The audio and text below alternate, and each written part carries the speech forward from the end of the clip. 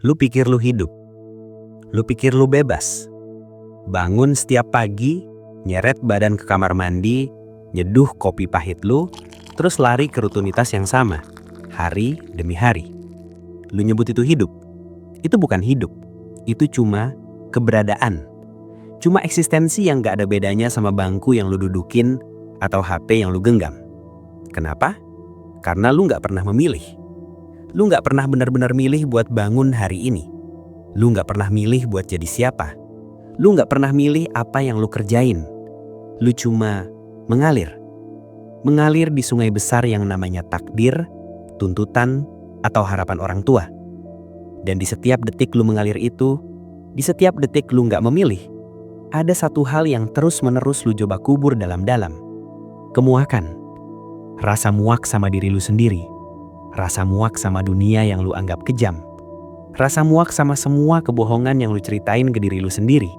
Cuma biar lu bisa tidur nyenyak. Kalau lu pernah ngerasain momen itu, selamat.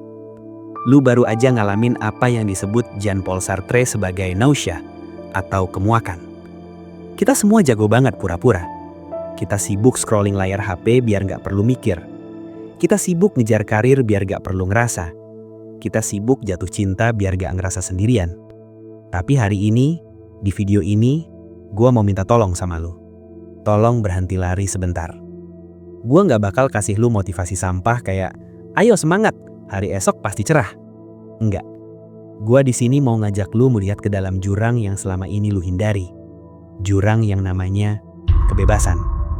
Dan mungkin, cuma mungkin, setelah video ini selesai, lu bakal ngerti kenapa hidup lu terasa berat, dan kenapa itu sepenuhnya salah lu sendiri.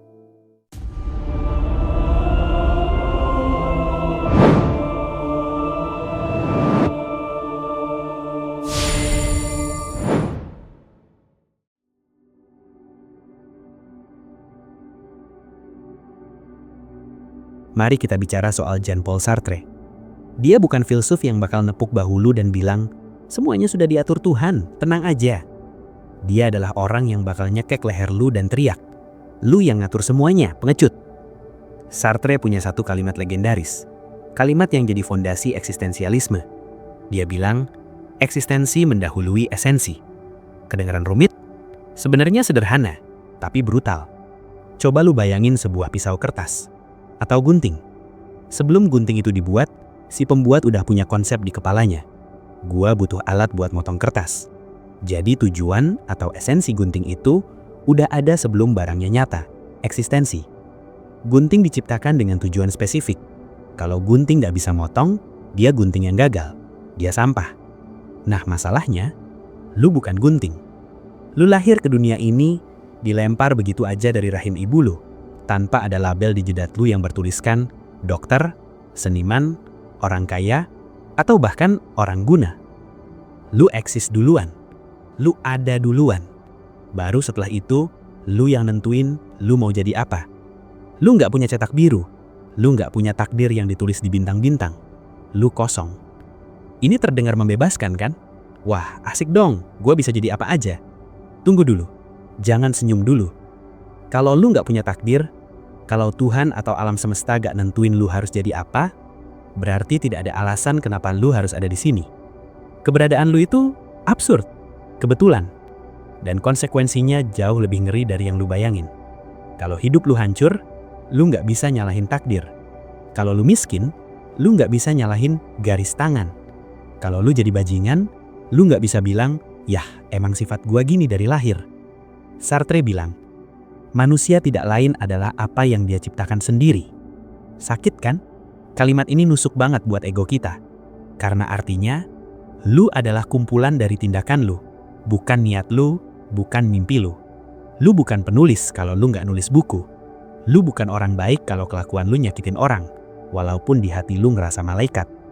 Lu adalah apa yang lu lakukan. Titik. Dan inilah yang bawa kita ke poin paling menakutkan dari Sartre. Sesuatu yang dia sebut sebagai kutukan kebebasan. Sartre nulis di bukunya yang terkenal, manusia dihukum untuk jadi bebas.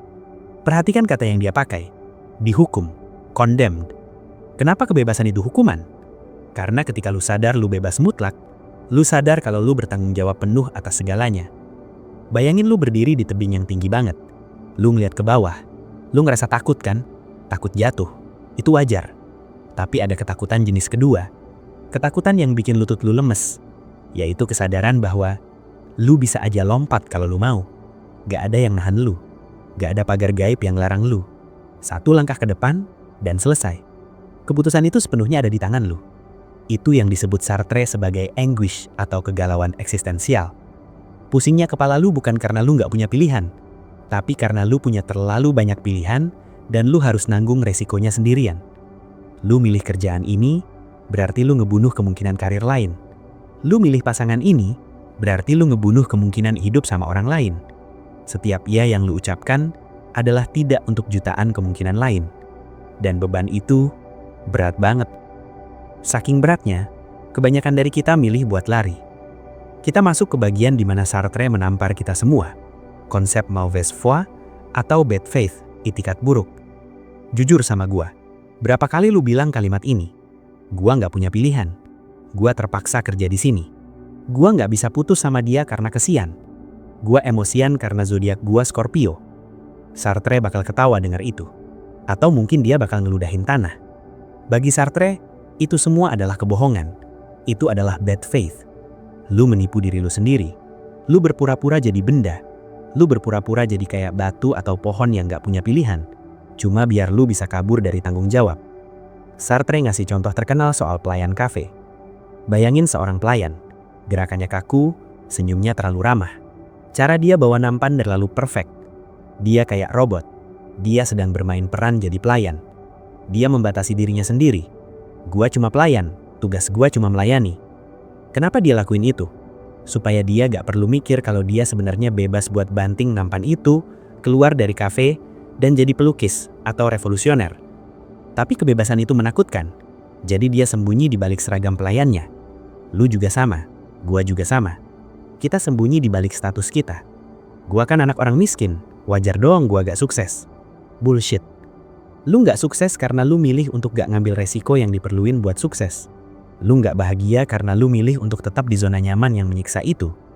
Kalimat Sartre yang paling nusuk soal ini ada di buku Being and Nothingness. Saya bertanggung jawab atas segalanya, faktanya saya sendirian. Gak ada alasan, gak ada sandaran. Tapi tunggu, penderitaan lu belum selesai. Kita hidup gak sendirian kan? Ada orang lain. Dan di sini muncul neraka yang sebenarnya. Pernah gak? Lu lagi sendirian di kamar, nyanyi-nyanyi jelek, joget-joget aneh, ngerasa bebas banget. Lu jadi raja di dunia lu sendiri. Tiba-tiba, pintu kebuka. Ada orang ngeliat lu. Dek. Seketika, perasaan bebas itu hilang. Lu langsung kaku. Lu langsung mikir, dia mikir apa tentang gua?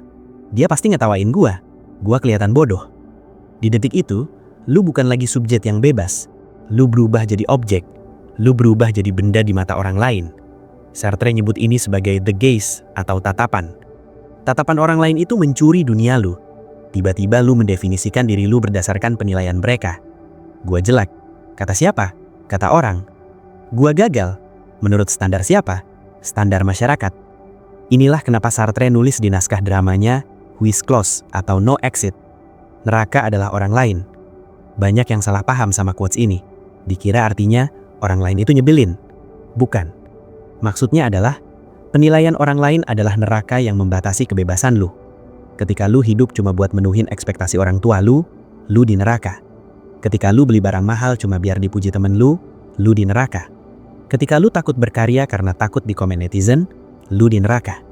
Lu membiarkan orang lain jadi hakim atas eksistensi lu. Lu ngasih kunci penjara lu ke tangan orang lain. Terus, kita harus ngapain? Kalau hidup gak ada maknanya, kalau kita dikutuk bebas, kalau kita selalu dihantui tatapan orang lain, buat apa lanjut? Kenapa gak nyerah aja? Disinilah letak keindahan gelap dari filosofi Sartre. Justru karena hidup ini kosong, lu yang pegang kuasnya. Kalau Tuhan gak ngasih makna, berarti lu adalah Tuhan bagi hidup lu sendiri. Ini bukan motivasi murah, ini tanggung jawab raksasa. Lu harus bangun makna itu dari puing-puing ketiadaan. Lu ngerasa hidup ini gak adil, bikin jadi adil. Lu ngerasa dunia ini kejam, jadilah orang baik di dunia yang kejam. Bukan karena disuruh agama, bukan karena takut neraka, tapi karena lu memilih untuk jadi baik. Itu adalah kebaikan yang paling murni. kebaikan yang lahir dari kebebasan mutlak. Sartre mengajarkan kita untuk jadi otentik. Otentik itu artinya berhenti bohong. Akui kalau lu takut, akui kalau lu bingung. Tapi sadari bahwa di tengah ketakutan itu, lu tetap kapten kapal. Gua mau lu ingat satu hal ini sebelum video ini selesai. Besok pagi, pas lu bangun tidur lagi, dan perasaan kosong itu datang lagi, jangan diusir. Ajak dia kopi. Kekosongan itu adalah tanda kalau lu masih manusia. Itu adalah kanvas putih yang nunggu lu coret. Jangan biarkan bos lu, pacar lu, atau bahkan video YouTube ini nentuin siapa lu. Lu bukan subscriber, lu bukan karyawan, lu adalah kebebasan itu sendiri. Kalau lu ngerasa konten kayak gini bikin lu mikir ulang soal hidup lu, dan lu mau kita menyelami pemikiran-pemikiran berat lainnya bareng-bareng, lu tahu harus mencet tombol apa di bawah. Tapi lakukan itu karena lu mau, bukan karena gua suruh. Hidup ini absurd, gak ada skenarionya. Sekarang kameranya nyorot ke lu. Aksinya terserah lu. Selamat datang di kebebasan. Dan seperti biasa, terima kasih. Semangat!